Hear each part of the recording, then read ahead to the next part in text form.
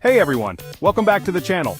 Oh goody, another AI channel telling me why I shouldn't get into PC gaming and should buy a console. Have you guys noticed there's been like a huge surge of pro console anti-PC videos, but like 90% of them are using AI voiceovers? Like what is the deal with that? Where'd that come from? Like, are we not using our real voices because we know we're making bad arguments? I could almost respect that, but I doubt that's what's happening. Go ahead. Today, we're diving into one of the most hotly debated topics in the world of gaming. Which is better, the Xbox Series X, the PlayStation 5, or a gaming PC? So this is a direct three-way comparison. Remember that. Just remember that. This is a three-way comparison between the PS5, the Xbox Series, and the PC. With the next-gen consoles now firmly established and gaming PCs continuing to evolve. Yeah, this video is like a month old, by the way. So don't even try to bring up the, oh, this is an outdated video. Old video, old points, things change. No, it's a month old. I don't know why I sounded like Tigger there. It's time to break it down.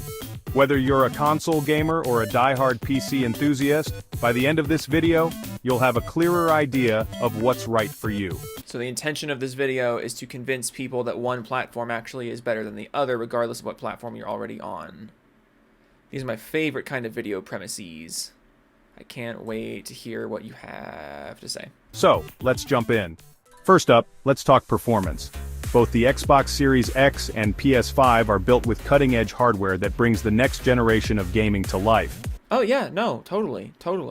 Super great hardware, cutting edge, it's awesome. Oh, by the way, the new Monster Hunter is going to be running at 1080p, so that's neat. But, how do they stack up against a custom-built gaming PC? Shittily is how they stack up, actually. The Xbox Series X features an 8-core AMD CPU, a powerful RDNA 2 GPU, and 16 gigabytes of GDDR6 RAM. Oh yeah, no, totally. That means it's good. That means it's super powerful. It's totally taking advantage of all that hardware. All that hardware on paper is absolutely the kind of performance you're getting out of these games. Joan, that's the fault of the optimization, not the fault of the console itself. Yes, you're seeing my point. It's almost like not giving you game settings gives you an overall worse performance for the price you're paying for the hardware. Running at a resolution of up to 4K at 60 frames per second. Up to 4K 60. How often we get there is a big old question mark. With some titles hitting 120 frames per second. Oh yeah, no. 4K 120. Ooh-hoo. Big selling point of the Xbox Series X. 4K 120. It's a beast in terms of raw power for a console. The PS5 is no slouch either, with a custom AMD Zen 2 CPU and RDNA 2 GPU. Okay, but like these words really don't mean anything in the way that you're using them. You know what I mean?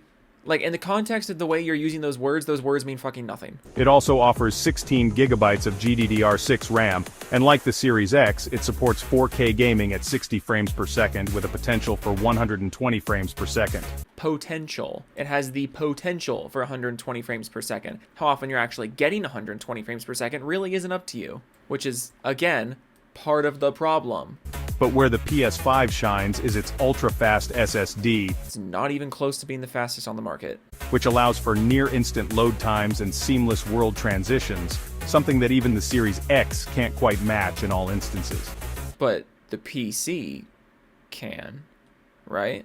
Now let's talk about gaming PCs. A gaming PC is a whole different animal because the performance depends entirely on the hardware you choose. I mean, not really. You can have really good performing games and really bad performing games on the same set of hardware. Like, what? For example, a high-end gaming PC with an RTX 4090 GPU. 4090. It's 4090. I know you're a robot who will never love, but it's 4090. Can the AI script reader programs please learn that? An Intel Core i9 processor and 32 gigabytes of RAM can push frame rates past 100 frames per second at 4K, with ray tracing and ultra settings, which is far superior to both consoles. Yes, it's almost like having a bunch of potential pieces and options gives you a lot more potential for the hardware and gets rid of those pesky hardware caps that may or may not be met when the thing is firing on all cylinders. The downside, it's expensive, like 2 or 3 times the price of a next-gen console for a top-tier rig. So don't buy a top-tier rig. Like, don't do that. But if raw power and customization are what you're after, a gaming PC is hard to beat. So, if you want the best possible performance, a gaming PC is your winner.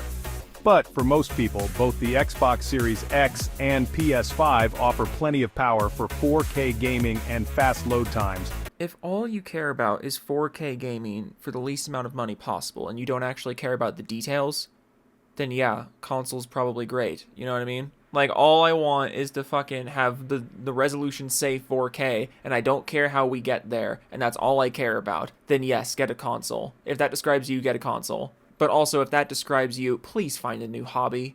Like, please just get out. You are the worst kind of person to have in this hobby. Your influence has done literally nothing positive to the rest of us. With the PS5 having a slight edge in SSD technology. So the PS5 wins this three-way comparison because SSD. Next up, let's talk about games. After all, that's why we game, right? The PC should win this out of the gate, like immediately. There are way more games on the PC, and there's PC exclusive games, and there's games from previous consoles that you don't have access to anymore on the current consoles, but we can emulate. This should be a PCW in this three-way comparison. This should be a PCW immediately, if you have any shred of honesty. So, what are the exclusive titles that make each platform stand out? Xbox Series X boasts the powerhouse that is Game Pass. PC has Game Pass as well, and it's cheaper, and we just got a gigantic buff to it, apparently. Or at least there's a gigantic buff in our future. For $15 a month, you get access to hundreds of games, including all first-party titles from Xbox Game Studios the day they launch. This includes hits like Halo Infinite, Forza Horizon 5, Starfield, and Fable when it drops. Literally all of those are on PC Game Pass. Typically, in a three-way comparison, you're trying to bring points that are unique to each individual thing, so you can, like, compare them. Everything you just said applies to the PC, except for less money, because Game Pass is cheaper on PC. The Xbox also benefits from acquiring studios like Bethesda, meaning more big-name titles are coming to Game Pass. I mean, this is kind of a nitpick, but you don't need to acquire a company to put them on Game Pass. Like, obviously. Like, if a publisher wants a game on Game Pass, they're just gonna put it on Game Pass. It's not gonna be that difficult. PlayStation 5, on the other hand, has some of the most highly regarded exclusive games out there. Titles like Demon's Souls, Ratchet and Clank Rift Apart, Spider-Man Miles Morales, The Last of Us Part 2, and Horizon Forbidden West offer immersive single-player experiences you can't get anywhere else. Except the PC. Right? Like, except the PC, because there's PC ports of all but one of those games. The PS5's exclusives are often considered to be some of the best in the industry in terms of story and production quality. And we all know how important production quality is right about now, right? That's the big thing that brings it all home is production quality. If you're not spending enough money on the thing, it can't be a good thing. But also, gaming PCs are too expensive. Gaming PCs, as you might imagine, don't have platform-specific exclusives like the consoles. Whoa! Okay! PC has no exclusives! Oh, I thought we were done with this point. Why are we bringing this one back? This is something that people used to say like 10 years ago, and then the console guys stopped saying it because it was so evidently wrong. The PC is loaded with exclusives. They're just not all giant AAA exclusives like on the consoles. And that's not even to say there aren't any AAA exclusives on the PC, because there totally are. There's a lot of them. Have you heard of Counter-Strike? Have you heard of Dota? Have you heard of League of Legends? Have you heard of World of Warcraft? And then we have to talk about all the games that you used to have on the consoles but have been taken away from you because they refuse to be backwards compatible with themselves. So now there's a gigantic laundry list of console games that are basically now exclusive to PC as well. Because it's not like you have access to them with the new console. Oh my god. How can you say that there's no platform exclusive games on the PC? How are we bringing this back? I thought you guys were done with this one. However, the sheer number of games available on PC, from indie titles to AAA blockbusters, is unmatched. Indie titles? You literally said indie titles. Yeah. And a lot of those indie titles, you can't get anywhere else. What? Stop it.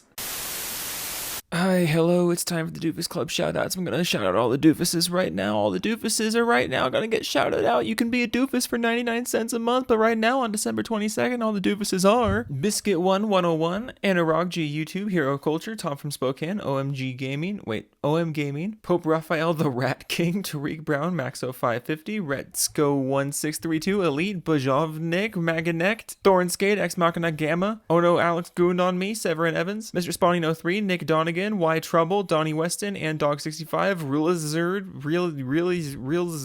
Zerd, Gob Gonson, Vezza Canary, Doug Nixie, Rug Winter 0901, Bobby Hinner, Hangman for Hire,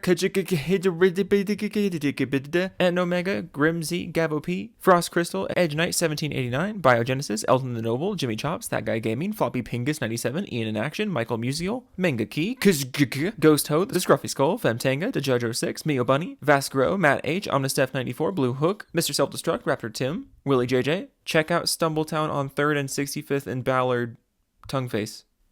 Jody Breeze, Mr. Techno Squeak, Max Laurel Maximus, Buddy Holly, Furry Raptor 1, Schnorlaxon, Maddie Plays Xmas Edition. Also, I have a doofusy.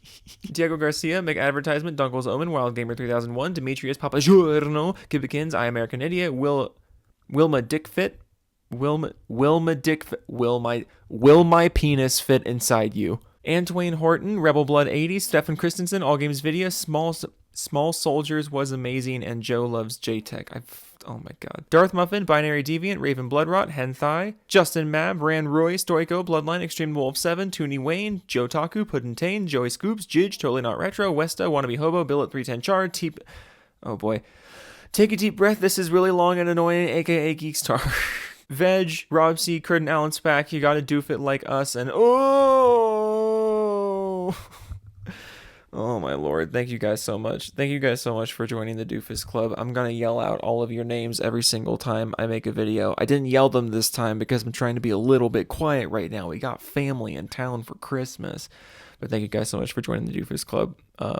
This is probably gonna be the last Doofus Club shout out and last video for like a week. So just hang tight. Have a wonderful holiday season. Whoever you are, whatever you celebrate, whatever you don't celebrate. Be with family, be with friends. God bless every single one of you.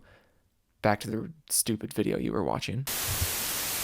Plus, you can easily mod your games, which is a huge draw for PC players. So if you're into single-player experiences with narrative-driven titles, PlayStation might be your go-to.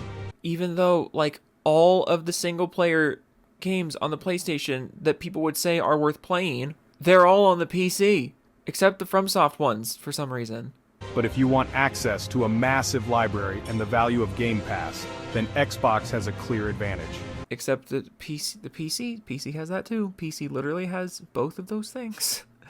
The main selling point of the Xbox and the main selling point of the PlayStation, according to you, those platforms' main selling points are also things available on the PC. What are you doing right now? Of course, with PC you get everything, but no single game lineup is exclusive to PC. Yes, actually. Alright, let's talk about money. How did your mic get worse? You're a robot. We all know gaming can get expensive, so how do these platforms compare in terms of value? I don't know, Johnson. Which one still makes you pay to play your own games online? The Xbox Series X is priced at $499, which puts it on par with the PS5. If you're looking for the most power you can get for your money, this is the way to go. Why are you showing pictures of Alien vs. Predator merchandise? Like, why is that what's on screen right now? The PS5 starts at $499 for the standard edition and $399 for the digital edition, which has no disc drive. The PS5 digital edition is great if you're fully committed to digital-only gaming and you're looking to save a bit of cash. So we're bringing up digital-only gaming and the money it saves you, but we're not giving that point to the PC? Where there's Steam? Really? Gaming PCs, well, here's where things get tricky. A mid-range gaming PC can cost around $800 to $1,500. You can absolutely do better than mid-range for $1,000. Are you kidding me? But if you want top-tier performance with a high-end GPU and CPU, you could be looking at anywhere from $2,000 to $4,000 or more. Yeah, if you get brand new high-end everything, which hardly anyone is actually doing. Like, you can do it if you want, absolutely. I'm not even trying to shame you if you do that. But to imply that that's, like, one of the main routes of getting into PC gaming, that's just evidently wrong. Depending on customization. Of course, the upside here is that PCs are fully upgradable, so you can spread out the cost over time. Host enthusiastically.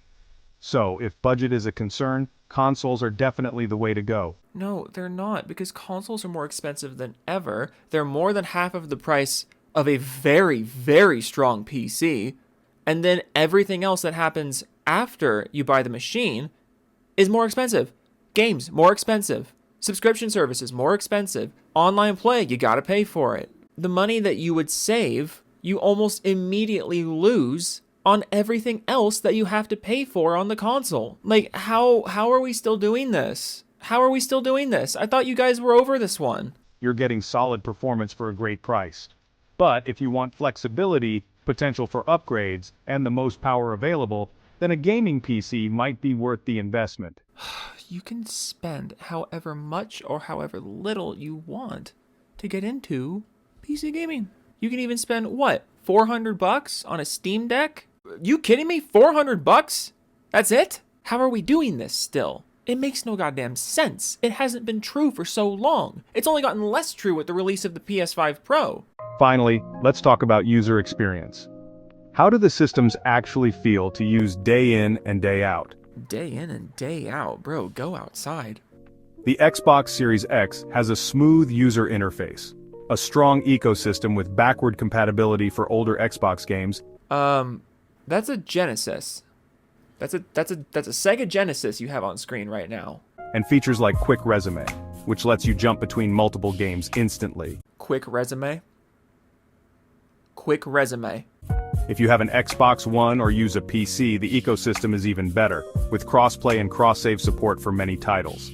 The PS5, with its new DualSense controller, offers one of the best gaming experiences with adaptive triggers, haptic feedback, and a sleek, fast user interface. Cool, so like all of those controller features are available on the PC with the PlayStation controller. They did that in a big update. A lot of it already was on PC to some degree, but now it's like on PC, you know what I mean? To quote Gavin from Achievement Hunters, what are you on about? The PS5 also supports backward compatibility for PS4 games and boasts the PlayStation Plus collection. So you got backwards compatibility with the last PlayStation, and then if you want anything beyond that, you got to use the monthly membership thing. It's not actual backwards compatibility, but we're still gonna lump it in with the backwards compatibility section. Yeah, this is really stupid, actually. A service that includes a great selection of PS4 games if you subscribe to PS Plus. Wait, but I thought you just said the PS4 was backwards compatible with the PS5, or the PS5 was back. Why would you be promoting the membership service for PS4 games right after you say that it's backwards compatible with the PS4? Gaming PCs have a much more open ecosystem, but the user experience can vary depending on your setup. The advantage here is that you have full control over how everything is configured, whether it's your mouse, keyboard, or peripherals. Yes, and obviously the experience is going to be different case by case because the machine is different case by case. You make the machine how you want it. Fantastic A to B coordination there. One thing has more options, and therefore there are more options. You can also easily use mods and other customizations to fit your personal preferences. Host. So, if you're looking for simplicity and a polished, integrated experience, consoles will likely give you that out of the box. What is this picture? I'm sorry, what is this picture? PCs can offer more flexibility, but you might need a bit more patience to get everything running just how you like. Yes. Again, thank you for establishing that it takes more time to do a thing that has more options than a different thing. Why is this weird? Why is this even worth mentioning? The thing with more options has potential for more options, and therefore will take more time than the thing with no options. So, in the end, which is better? Well, it really depends on what you value most. Oh, the robot broke his mic again. If you want the best performance and ultimate flexibility, gaming PCs are the king, but they come with a much higher price tag and complexity.